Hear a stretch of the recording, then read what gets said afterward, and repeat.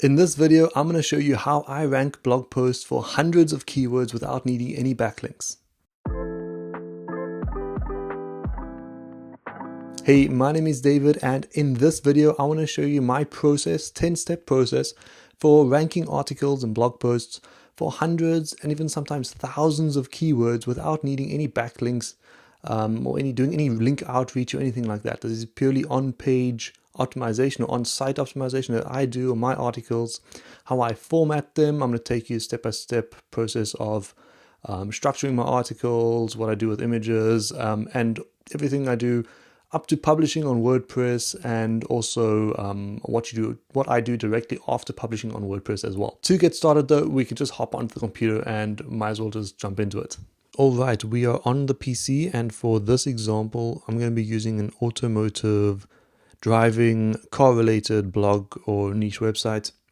And I've gone ahead and done a bit of research already, found a good keyword that we should be able to rank for with a small new website, even a brand new website. We should have a good chance of ranking for this once we're out of the sandbox. You can see how far can you drive on a flat tire. That is the keyword that we're going to be targeting, the main keyword for this article.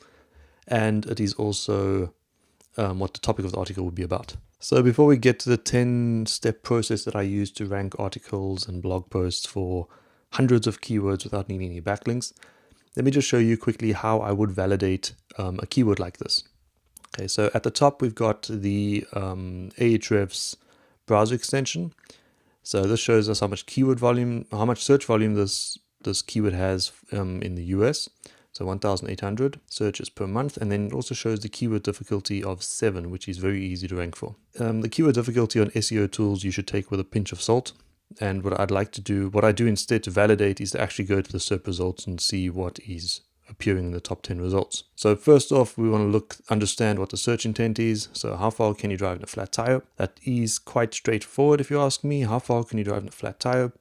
Someone has a flat tire and they're probably trying to see how far they can drive, if they'll be able to make it home or be able to make it to a repair shop or garage to get that tire fixed. Now we see the featured snippets is showing how far you can drive on a spare tire.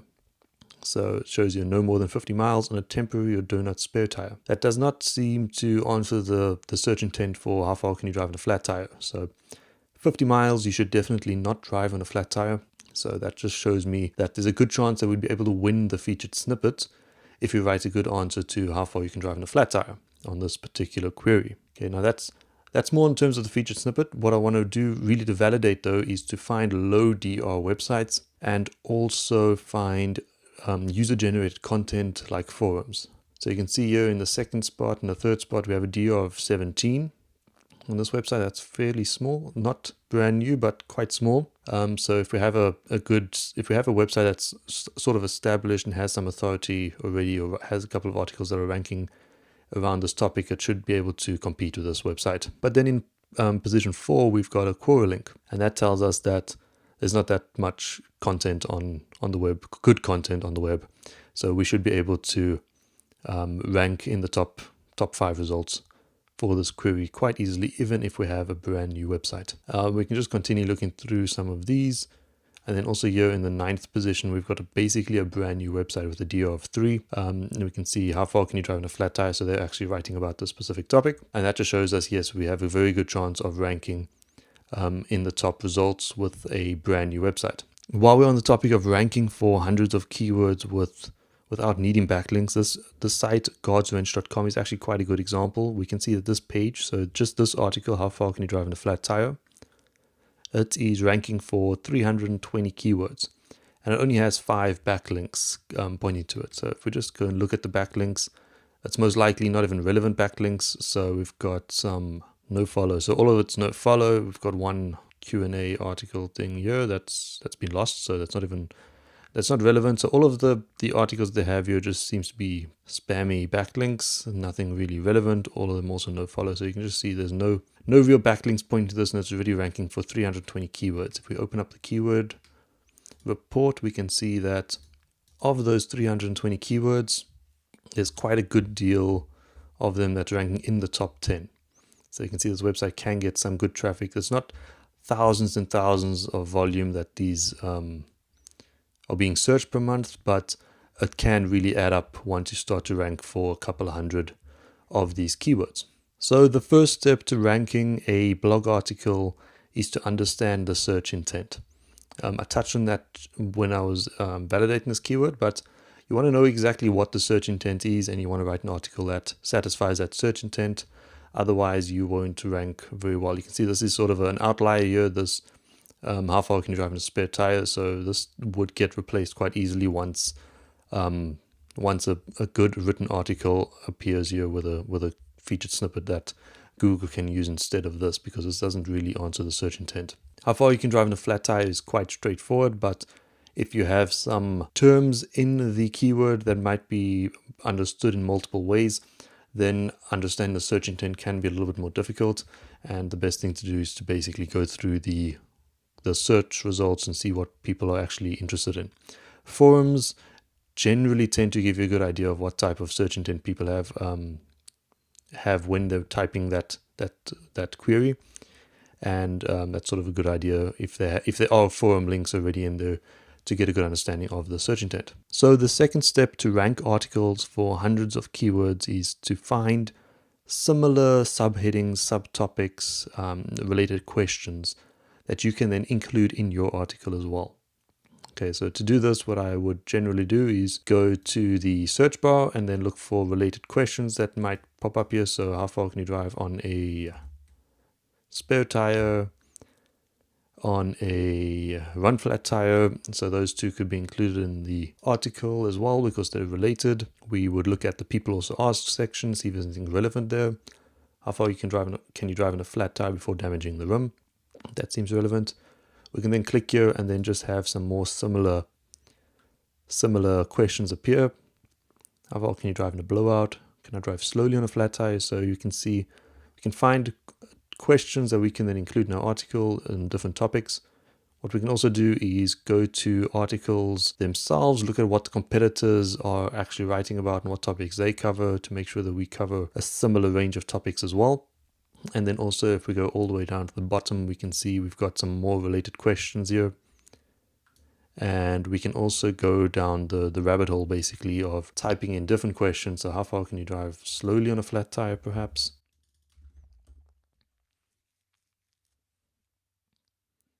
And go through the keyword ideas, or we can go through other articles. Let's just go back and go to a competitor, for example. So you can see here flat tire distance. So there's nothing here. What's the lowest tire pressure I can drive on? So we can go and look for something related to tire pressure. What's the tire pressure we can use to drive on? And then we can assemble at least 3 subheadings, or at least 3 topics or questions in addition to our main keyword that we want to write about. If we can't find more than 3, then I would generally use that keyword in a different article as one of the subcategories in an article, because there wouldn't be enough content really to write about. So I don't really go for a minimum amount of words, but generally anything less than 700 is a little bit short. And normally with at least 3 subheadings, we can get above that 700 word without actually including any fluff. So you don't want to have any fluff, you don't want to have any unnecessary words. You want to have just good relevant content, give people answers as soon as possible, give them value as soon as possible. And you need at least 3 subheadings for that. Okay, while we're assembling these subheadings and subtopics, we want to take a note of them down in a word processing tool. So this could be Microsoft Word, it could be Google Docs. Currently, I'm using Jasper AI. So that is a writing assistant, marketing assistant. I'm actually using the document editor feature that it has just as a document word processing tool. So if I do run into any sort of roadblocks or writer's block, or if there is a very mundane topic that Jasper might be able to write out for me, I can just let Jasper do that. But it's also quite useful because it has the formatting features that you would use when you are uploading to WordPress anyway. So unless I'm writing a very long article, so maybe 3,000 words plus, where there's multiple H4s, so other types of formatting, other types of headings. If I'm going into depth in and breaking down a topic really in detail. I would use Google Docs because it's just easier than to format, but in Jasper, you can go down to H3, and generally you don't really want to go any further for one of these smaller articles anyway. So I'd take our title, give it H1, and then I've got some subcategories here that I've already found. So what tire pressure is too low to drive on, how to tell if a tire is flat, if it just needs air, how far you can drive, flat tire, run. So there's our main keyword I've included, as well as this will be an H2. So let's just select all of these. There's nothing that really falls under a specific section here. So let's just make these H2s. So all of these would be formatted as an H2 because none of them really fall under one another. So you can think of it like, if I have a list of 5 different tire companies, and how far you can drive on their tires, if they have like a different run flat tire distances, I could have here, how far can you drive on a run flat tire, and then underneath this I could have an H3 of how far can you drive on a Pirelli run flat,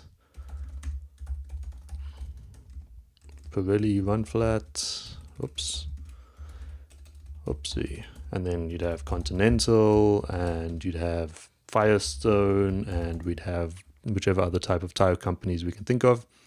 I could have it either with a question directly like this, or you could just do Pirelli and then Continental and then Firestone, and then have the answer then beneath that. So that is sort of how I would assemble some subheadings and how I would format them, and then each of these subheadings would be their own section. The third step to ranking our article is to write between 150 and 250 words on each of these sections. So each of these sections would have between 150 and 250 words. This isn't a fixed number, but I find that between 150 and 250 words, you can get to the point without overdoing things, and then you can move on. So you don't want to get stuck on a point for too long where you ramble off topic. You want to get straight to the point and then move on to the next point and move on. So you want to be able to get out content as quickly as possible. You don't want to have to go overboard and also bore your reader. When writing these 150 to 250 words in each of these sections, I want to keep 2 things in the back of my mind. The first thing is external linking. So I want to link out to at least one high authority website on the field. So the easiest way to do this is to try and think of a statistic that is related to our article. So for this example, it could be something like, how many flat tires are there per year in the US? So I could then go into Google and type in how many flat tires per year USA, and then I can try and find a statistic. So right here at the top, we've got the AAA, and they've got 220 million flat tires. So that's a high authority site in the field that's related. I want to make sure that's not a competing article that I'm linking to. It just needs to be a high authority site in the field. And then I'll take the 220 million flat tires and try and incorporate it in one of these sections, or I'll leave it for later to include in the introduction somewhere. So let's just paste that in and then take the link. Normally I'll take the link and clean it up as well, but I am based in Europe, so when I open the AA link in the US, it doesn't want to let me show that page for some reason. So I'm just going to copy this link and just hyperlink it there quickly.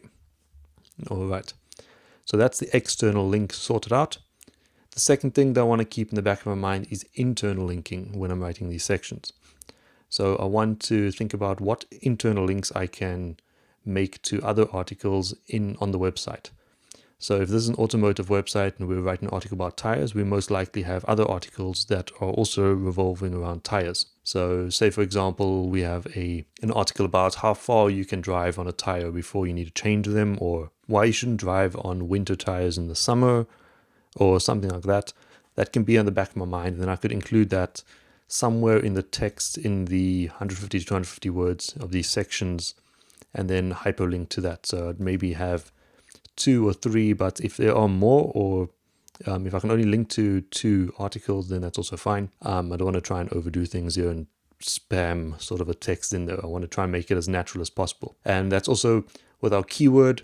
Basically, we've got done all of the keyword planting that I want to do here in an unnatural way. What the rest of the article, all of this I want to have in natural words. If I use how far can you drive in a flat tire in any of these sections, that would just be in a natural way. I don't want to force it in there. I don't want to do any keyword stuffing or anything like that. Basically, the titles and the headline and the headings are more for the search engine, and the actual sections, those are for the reader. So we want to make sure that the reader has their answer, has what they're looking for, and it doesn't just have some spammy, irrelevant text there just for the sake of trying to tell Google that this article is about how far you can drive in a flat tire. Now, this is an example article, so I'm just going to use Jasper to quickly fill out these sections so that you can have a better overview of how things look when you upload to WordPress and when we continue with the next steps. So just give me a second quickly.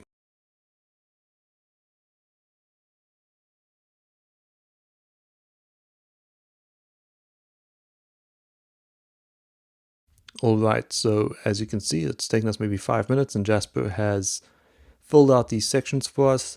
The information, I haven't done any fact checking. It might not be entirely accurate, but this is basically just some filler for this example. You can see 940 words, so thereabouts, and that can take us then to the next step.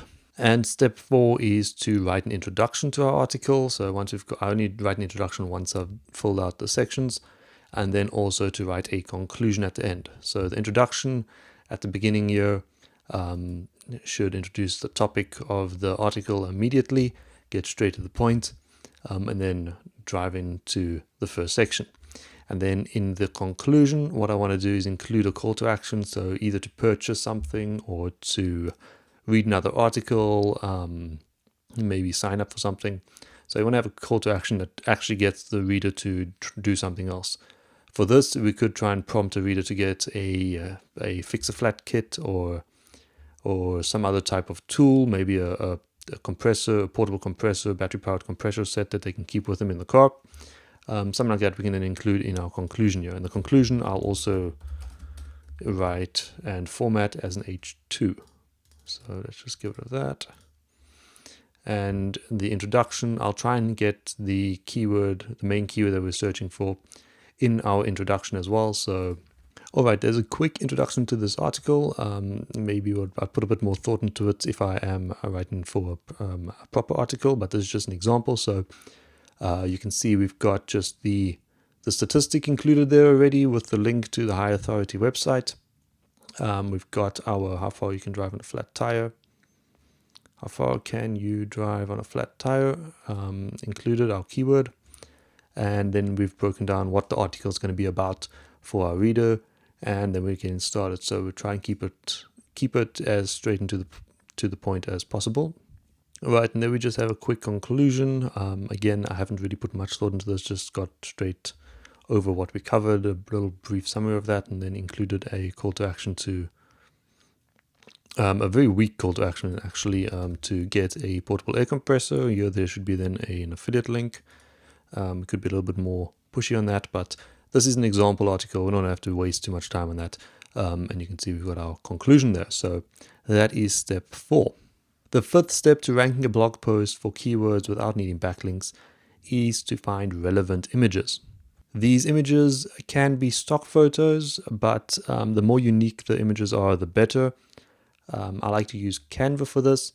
So what I do is go to Canva, I'd create a design, and then I just do a specific width here. So 1200 by 627 is what I tend to use on most blog articles. And what I like to do with Canva is use the Pro option and find some tire related images. So let's just do tire repair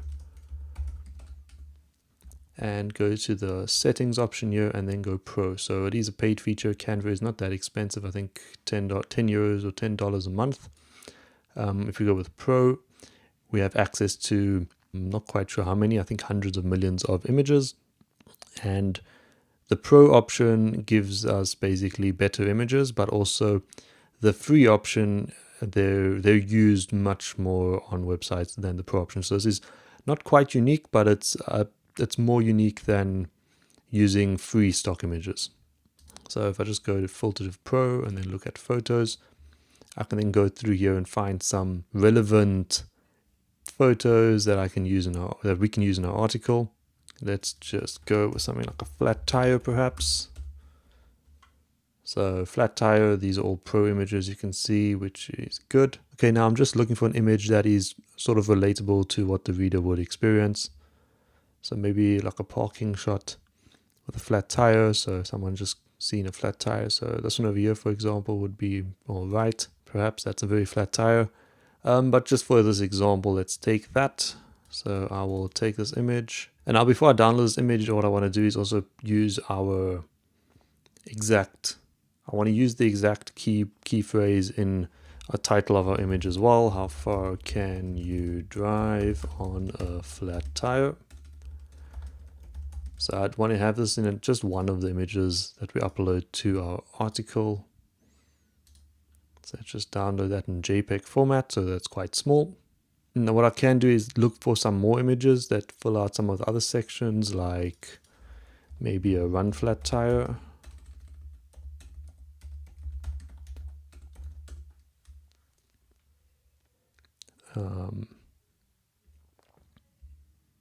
Nothing there. We can go through and find some different images and then download that, and then we can go and upload it to WordPress. All right, so I have WordPress open. We can just copy our article here into WordPress. So I'll just paste it in. You can see now what I mean with why I write in Jasper and just do all the formatting basically in there, because now it's gone ahead and copied all of the formatting to this article itself. You can see our H1 is our title, and our H2 here for each different section has already been formatted, and then the text is just a normal paragraph, and you can see each of them has been done like that. And now I'll just go through this article, find a relevant spot to place our image or images if we've made multiple, go to the media library, and then just drop the image that we made now in. And then the title section, what I want to do is I want to copy this title and use it as the alt text as well. So this one has the keyword that we're trying to rank for in the alt text. If we have other images here as well, like say for example a Pirelli tire or something, I'll just have Pirelli tire there to describe what the image is about. But I want to have at least one image in the article that is direct, or sort of as exact of a keyword match as possible. And then just paste that in. I normally center them. We've got our image, and that is basically the end of that step. Step number 6 is to add more media to this article. And so if we've got more images, we'll add more images. And then we'll also try and find YouTube videos or anything else that we can add here that adds relevance. So if we've got a downloadable file or something, we can add that as well. We've got music, we've got a podcast or something, we can add that. But generally a YouTube video is the easiest to link. And we can see I've left a spot at the bottom here, how to repair a flat tire at home, with a video, and then we can just go to YouTube, find a video that fits the bill. So I think we'll just go with this. Obviously you want to also make sure that the video is relevant, so you'd watch the video and see if it's good. And go back to our article, and then I'll just paste the video in, and then it'll be embedded, and then we've included a video, and that's step 6. Step 7 to ranking blog posts is to include a table of contents near the top. So I try and do that before my first subheading, and what I use is the Ezoic table of contents. It's a free plugin. It creates a table of contents quite easily. You can make a table of contents manually if you'd like, using anchor text, but that just takes a bit of time if you're making a lot of articles if you're publishing in bulk. So we'll just go over a table of contents, put it in. I like to keep it closed on default, and we've got a nice neat little table of contents included in our article as well. Step number 8 is to edit the permalink and the metadata of the article. So I use Rank Math as the SEO tool on all of my sites. The free version, the free plugin, you can easily change the metadata on an article by just going to edit snippet, and then by title, we've got here title. So we can either go and take the exact keyword, we can add some more information here. So how far can you drive in a flat tire? How far can you drive in a flat tire? And then we can have something else here, something like it will surprise you or something like that. Just something to make the title more clickable. If we're writing a listicle, we can easily have it automatically update each year or even each month. So if we use Rank Math to just go and type in here so for example in current year, and then percentage sign again. You can see here it shows now in 2022. So next year, I won't have to change anything, and Rank Math will automatically change this to in 2023. Or what we can also do is go in and then just throw in current month. And now you can see it gives us the current month. So each month it'll update automatically as well. And this just gives your article a bit of freshness, or freshness from the reader's perspective, to maybe help them click through. So you try and increase the click-through rate if it's relevant. So this isn't something I would include in this article. We can basically just try and give something generic to, it may surprise you or something like that. Again, this is just an example post, so we don't have to have, not going to put too much thought into it. And now permalink is going to be the exact match keyword that we're trying to rank for. And if I just click away, it'll add the minus signs with hyphens.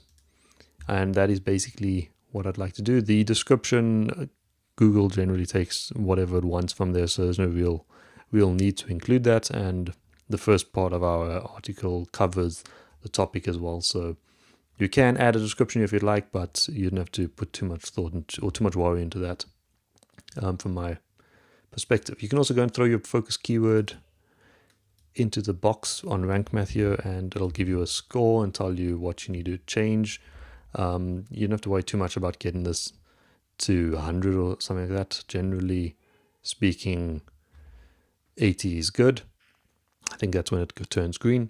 And you can see I haven't added any links. That was one of the other steps. So this is just an example post, so there are no links really to add here, but I would have some links going to other articles on my site from this one, and that would boost up the Rank Math score. And then before we hit the publish button, I would just go and make sure that we've gotten a category selected for this article, and we've selected a featured image. We can just go and select that as our featured image, for example, and pick a category. If we don't have a category, we can make a new category. This would be under the tire category. And then we can hit the publish button once we're happy and publish that article, and then it'll be live on the site. This article is live, but there are still 2 steps that we want to take to optimize our post so that it can rank for hundreds of keywords without needing any backlinks. And that is going to take us to step number 9, which is to find linking opportunities on our website where we can point to this article. Okay, so like I would have on this article pointing to other related posts. So say, for example, if you can, why you shouldn't drive winter tires in the summertime, or what can you park a car on the side of the road with a flat tire, or something like that. I want to find similar articles that we could add a relevant link to this one for. So an easy way to do this is you just go to Google and you type in site : and then type in your domain name, and then you'll add the keyword for that sort of relates around it. So maybe flat tire would be something that we'd search for, and then Google will show us where flat tire has been mentioned on our website, and then we can go and use that text. So we'd go to the flat tire, and then we'd link to this article itself. So in another article, we'll link to this article, and that's going to be our internal linking. You can also use a tool like Link Whisper to do this, but generally I like to just do this manually once I've published the article. And then the last step is that we want to take this article's URL and we want to submit it to Google Search Console that it can get indexed by Google as fast as possible. So Google crawls your website, depending on how big your website is, what the crawl budget is, it gets searched. It might not get searched very often if you're a very small website.